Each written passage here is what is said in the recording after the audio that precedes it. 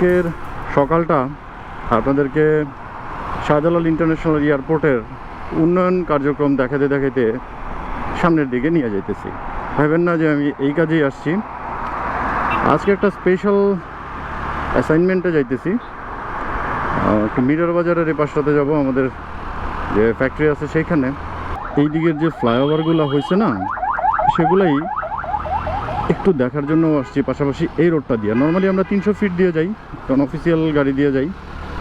তো আজকে বাইক নিয়ে আসছি। এই যে দেখেন কি সুন্দর এয়ারপোর্ট দেখা যাইতেছে। এয়ারপোর্টের উপরে একদম ইমিডিয়েট সামনে দিয়েই কিন্তু এই ফ্লাইওভারটা ওপেন করে দিছে। এই ফ্লাইওভারটা এতদিন ওপেন ছিল না, এইটি দেখার জন্য আমি আসছি যে এটা কি ওপেন হয়েছে কি না। তো যেটা বলতেছিলাম, মিররবাজারে আমাদের ফ্যাক্টরিতে যাইতেছি একটা বিশেষ উদ্দেশ্য নিয়ে। 90 দশকে হবে, সরকারি একটা বিজ্ঞাপন ছিল পরিবেশ অধিদপ্তর থেকে, যতদূর আমার মনে পড়ে, অনেক ছোটোবেলার কথা।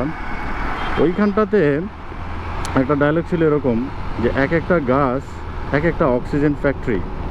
এটা প্রয়াত আব্দুল খায়ের সাহেব আসলে এই বিজ্ঞাপন চিত্রে অভিনয় করছিলেন।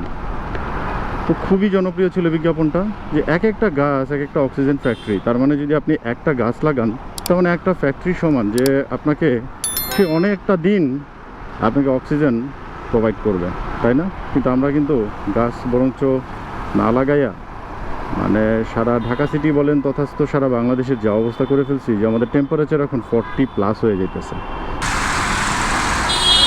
এই আসতে কি করে দেখছেন কি অবস্থা। মানে এই বাসগুলা এত, মানে কি বলবো, সকাল সকাল মুখটা খারাপ হয়, এত বেয়াদব এই ড্রাইভারগুলা। মানে আপনি আপনার জীবন নিয়ে তাদের কোনো কনসার্ন নাই, তাদের যাইতে হবে, তারা কিভাবে যাবে এটা তাদের ব্যাপার। So hello everyone, this is John Gomes. So welcome to my YouTube channel turning blogs. আজকে একটা বিশেষ উদ্দেশ্যেই তো যাইতেছি, যেটা আপনাদের সাথে অলরেডি তো আমি শেয়ার করছি। লাউদাত সি সপ্তাহ চলতেছে এবং ওয়ার্ল্ড এনভায়রনমেন্ট ডে 2023 এর কার্যক্রম সব জায়গায় চলতেছে। সবাই স্যাপলিং ডিস্ট্রিবিউশন অর্থাৎ চারা রোপণ, গাছের চারা রোপণ করতেছে। তো আমরাও আজকে আমাদের প্রতিষ্ঠানের সাথে একেবারেই সরাসরি সম্পৃক্ত যেসব আর্টিজান উৎপাদনকারী বোনেরা আছে, তাদেরকে জনপ্রতি 2টা করে চারা দিব। এইটা টঙ্গী স্টেশন রোড থেকে কালীগঞ্জের উপজেলার দিকে ঢুকতে যে ফ্লাইওভারটা, এটা বেশ একটা পুরাতন ফ্লাইওভার, বাট এটা খুবই একটা উপকারী ফ্লাইওভার। মানে খুবই কার্যকর ছিল এই ফ্লাইওভারটা, কারণ কি নিচে যে পরিমাণে একটা যানজট থাকতো আগে, এই ফ্লাইওভারটা সেটাকে কানেক্ট করে দিছে। সাধারণ মানুষকে খুব দ্রুত যাতায়াত ব্যবস্থাটাকে আরও সুন্দর করে দিছে। বর্তমানে এই পাশটাতে টোটালি রাস্তা উন্নয়নের কাজ চলতেছে। এই দেখেন উঁচু করে রাস্তা লেয়ার করছে। সো এদিকে আসলে খুব ভেবে চিন্তা আইসেন, এই পাশটা দিয়ে আপাতত না আসাই ভালো। আমার যেটা মনে হয়, আমি আইসা পুরো বিপদে পড়ে গেছি, কাদা দিয়ে আমার একেবারে ল্যাপটায় ফেলছে। সকাল সকাল আসলে নর্মালি 300 ফিট দিয়ে আইসেন আপনারা। আমি মেবি আসলে একটু লেট হয়ে যাওয়ার সম্ভাবনা আছে। 9টা থেকে অনুষ্ঠান, এখন বাজতেছে অলমোস্ট 8:35। সো আমার এর মধ্যে পৌঁছাইতে হবে। সো আমি এখন আর তেমন একটা কথা না বাড়াই, আই থিঙ্ক অনুষ্ঠানটা শেষ করি, তারপরে আপনাদের সাথে আমার অনেক শেয়ারিং আছে। আর আমি যাওয়ার সময় অবশ্যই 300 ফিটের ওই পাশটা দিয়ে যাবো, তার মানে নাগরী হয়ে ভেতর দিয়ে যাব। কালীগঞ্জ উপজেলার নাগরী ওই পাশটা আজকে একটু এক্সপ্লোর করার ইচ্ছা আছে, ভেতরের রাস্তাঘাটগুলা।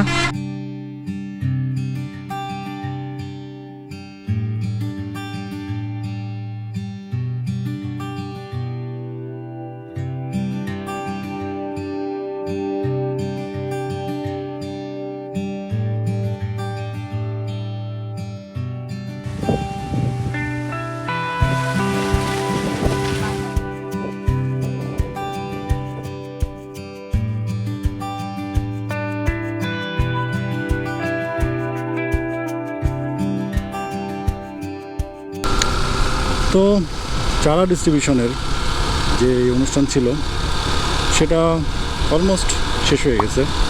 আমাদের এই চারাগুলো সব চাঁপাইনবাবগঞ্জ থেকে আনা হয়েছে, আম্রপালির চারা, খুবই ভালো মানের চারা। তো এটা সবাইকে দেওয়া হয়েছে। তো এরপরে এখান থেকে গেলাম আমরা, আমাদের আরেকটা সাইড আছে, ওখানে যে নিজে এই প্রথম একটু আনুষ্ঠানিকভাবে একটু চারা রোপণ করলাম। তো ওটা তো আপনাদেরকে একটু দেখাইতেই হয়, তাই না? তো দেখেন তাইলে। এই দিকে দুই পাশে চক বলেন বা বর্ষাতে বিল বলেন, এর মাঝখান দিয়ে যে রাস্তাটা সোজা তুমিরিয়ার ওদিকে চলে গেছে, মানে একদম সামনে গেলেই কালীগঞ্জ বাস স্ট্যান্ড। এই রাস্তাটা খুবই সুন্দর, খুবই গোছানো, খুবই চমৎকার। আমি নাগরীর যে ভেতরের রাস্তাটা না এদিক দিয়ে যাইতেছি, আর বলতে বলতে সেই রেল লাইনের সামনেই আছি। এইখানে কিন্তু কোনো গেট নাই বা কোনো গেটম্যানও নাই। তো যারা এদিক দিয়ে একটু যাতায়াত করবেন একটু সাবধানে, আমার মনে হয় বাইক বা গাড়ি যাই হোক একটু থাইমা দুই পাশটা একটু দেখে তারপরে আগে। যাদের গাড়ি দিয়ে যাবেন তাদের ক্ষেত্রে একটু রিস্কি আছে, এখানে কিন্তু অনেক দুর্ঘটনা হয়। এখানে আমি আগেও শুনছি।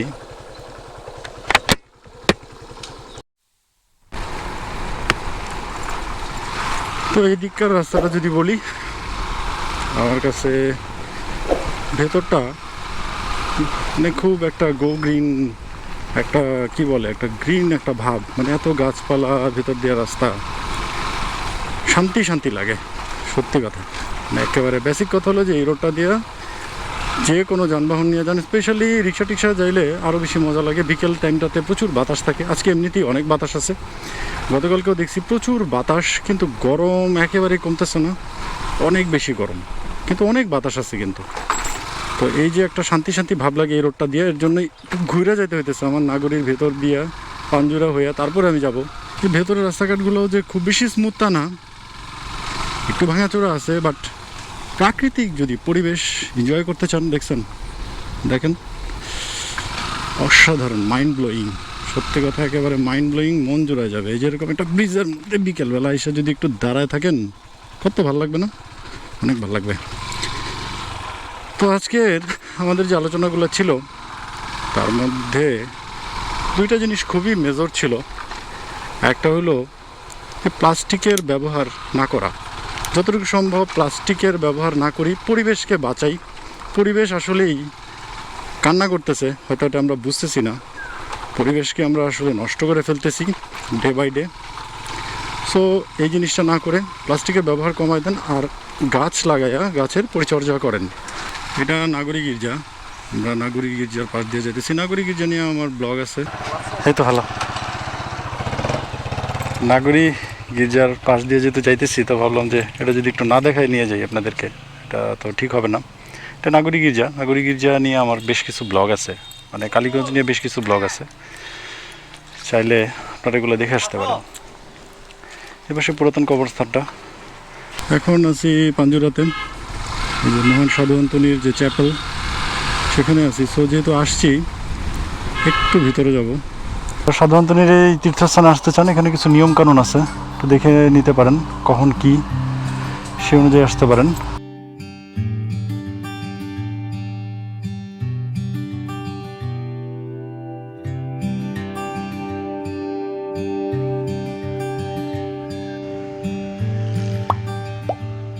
সাধারণত এই চ্যাপেলে আসলে আমার মনটা সত্যি একেবারে শীতল হয়ে যায়, বলে না যে একেবারে শান্তি শান্তি লাগতেছে। সত্যি এখানে আইসা একটু ভেতরটায় প্রার্থনা করলে মনটা কেমন জানি একটা শান্ত হয়ে যায়, আর মন থেকে কিছু চাইলে সৃষ্টিকর্তা অবশ্যই তা রাখেন। এই দিক দিয়ে একটু ধুলাবালি দেখতেছেন, বাট এটা ভালোর জন্য, মানে এখানে 4 লেনের মানে রাস্তার কাজ চলতেছে, অনেক ধুলাবালি কিন্তু দেখছেন, বাট এটা খুব অচিরেই, এটা একটা মেগা প্রজেক্ট হাতে নিছে সরকার, সব কাজ চলতেছে, বালি ফেলার কাজ চলতেছে, তো এটা খুব সুন্দর হয়ে যাবে সামনে। তো আমার তো আরও বেশ কিছু কাজ আছে, আপনাদেরকে আর সাথে না নিই, তবে আমি সবসময় যেগুলা বলার মতো বিষয় সেগুলো আমার ব্লগে নিয়ে আসি। যেমন আজকের বিষয়টা যে পরিবেশ বাঁচানোর জন্য আসলে গাছ বৃক্ষরোপণ এটা খুবই জরুরি। তো বেশি বেশি গাছ লাগান, পরিবেশ বাঁচান, এই স্লোগানটা সবসময়ই ছিল, সারা জীবনই থাকবে। কেউ যদি একটা গাছ কাটেন, একেবারে কমপক্ষে হলেও একটা গাছ লাগান। তো ইচ্ছামতো গাছ কেটে তো সব শেষ হয়ে যাইতেছে সারা বাংলাদেশে, এবং সুন্দরবনেও যেটা দেখছি যে আসলে প্রচুর গাছ কাটা হইতেছে, প্রচুর গাছ চুরি হয়ে যাইতেছে। আসলে এগুলো প্রশাসন থেকেও আসলে এগুলাতে একটু নজরদারি করা প্রয়োজন, নাহলে বাংলাদেশের যে ওয়েদার শুরু হয়েছে, আর আগামী 3-4 বছর পরে কেউ আর নর্মালি বাসা থেকে বেরোতে পারবেন না। এই সেন্ট্রাল এসি তো করতেই হবে সবার বাসায় বাসায়, ইভেন ওয়াশরুম পর্যন্ত, এবং বাইরে যাওয়াই যাবে না, যে এত তাপদাহ যে মানে কন্ট্রোলের বাইরে চলে যাবে। তো সবাই বেশি বেশি গাছ লাগান, পরিবেশটাকে বাঁচান, আর প্লাস্টিককে যতটুকু সম্ভব না বলেন, প্লাস্টিক ব্যবহার একটু কমায় দেন। যেগুলো মাটির সাথে মিশে যায় এই ধরনের ম্যাটেরিয়াল ব্যবহার করেন, যেটা পরিবেশের জন্য অনেক বেশি ভালো হবে। তো আজকে আর ব্লগটা বেশি দীর্ঘায়িত করবো না, এমনিতেই এই ব্লগটা একটু একটু করে বাড়তে বাড়তে বেশ বড় হয়ে গেছে। সো টিল দেন সবাই অনেক বেশি ভালো থাকেন, বি সেফ, বি হেলদি, আর don't forget to subscribe my YouTube channel. যারা এখনও আমার চ্যানেলটাকে সাবস্ক্রাইব করেন নাই, আবার অনুরোধ থাকবে প্লিজ সাবস্ক্রাইব করে হয়ে যান আমার ফ্যামিলি মেম্বার। তো সবাই ভালো থাকেন, টাটা, বাই বাই।